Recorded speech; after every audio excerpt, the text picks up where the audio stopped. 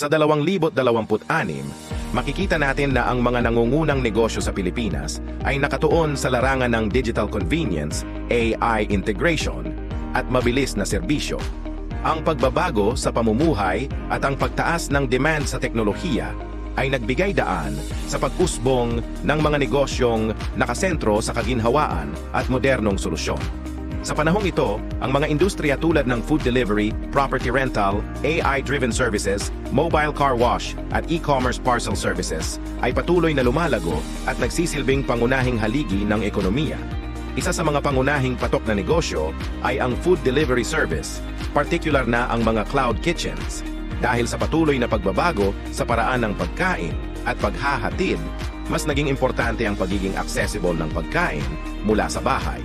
Ang mga kumpanya gaya ng GrabFood at Foodpanda ay nananatiling nangunguna sa industriya dahil sa kanilang malawak na network at mabilis na serbisyo.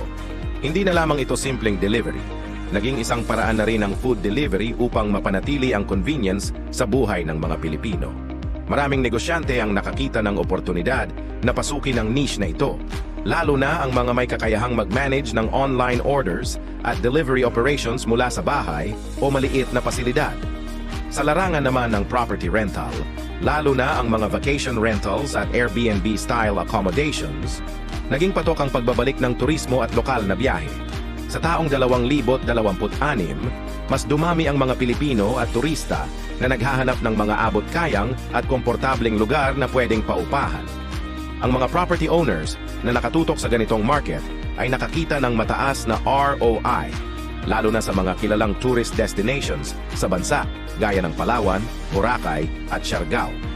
Ang ganitong klase ng negosyo ay nagbibigay din ng flexible income stream sa mga may-ari ng property at nakatutugon sa pangangailangan ng modernong manlalakbay na mas gusto ang personalized at localized na karanasan.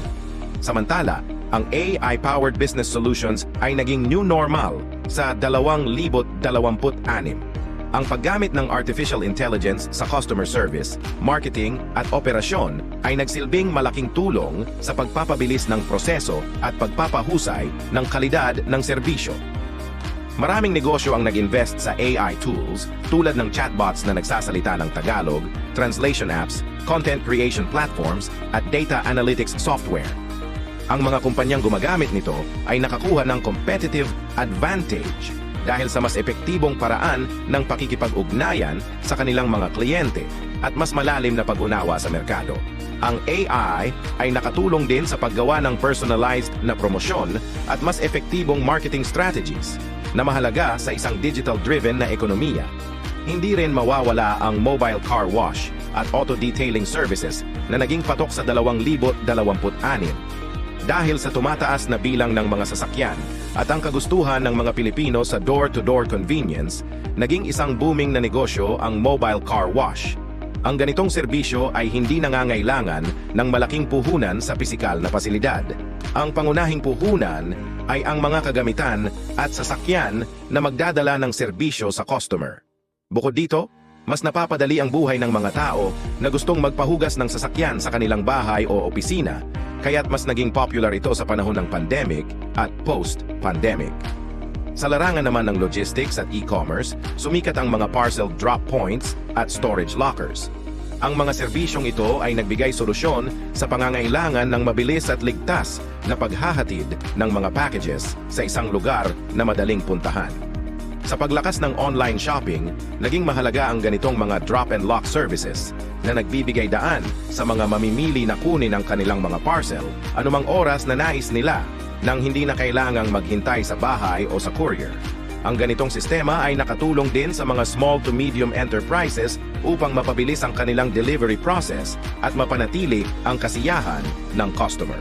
Sa kabuuan, ang mga negosyo sa 2026 ay nakasentro sa teknolohiya at kaginhawaan. Ang mga negosyong nakatutok sa AI, digital platforms at mabilis na serbisyo ay nagbigay daan sa mas epesyenteng operasyon at mas mataas na kita. Ang mahalaga ay ang pagkakaroon ng diskarte na AI first at ang pag-prioritize sa convenience ng customer. Hindi na kailangang malaki ang puhunan sa pisikal na pasilidad. Mas mahalaga ang tamang teknolohiya, diskarte at sipag sa pagpapatakbo. Sa huli, ang pagbabago sa teknolohiya at pag-unlad ng digital ecosystem ay nagbigay daan sa mas masiglang ekonomiya at mas modernong paraan ng pamumuhay sa Pilipinas. Sa panahon ng 2026, malinaw na ang mga negosyong Pilipino ay nakasabay sa agos ng makabagong teknolohiya at pagbabago sa lifestyle. Ang mga kumpanyang patuloy na nag-i-innovate at nagsusulong ng convenience ay mas may tsansa na magtagumpay sa isang mabilis na nagbabagong merkado. Ang susi sa tagumpay ay ang pagiging adaptable, ang paggamit ng makabagong AI at digital tools, at ang pag-aalaga sa pangangailangan ng mga customer. Sa ganitong paraan, ang Pilipinas ay mas lalong magiging isang modernong bansa na may malakas na ekonomiya at mas masaya at komportableng buhay para sa lahat.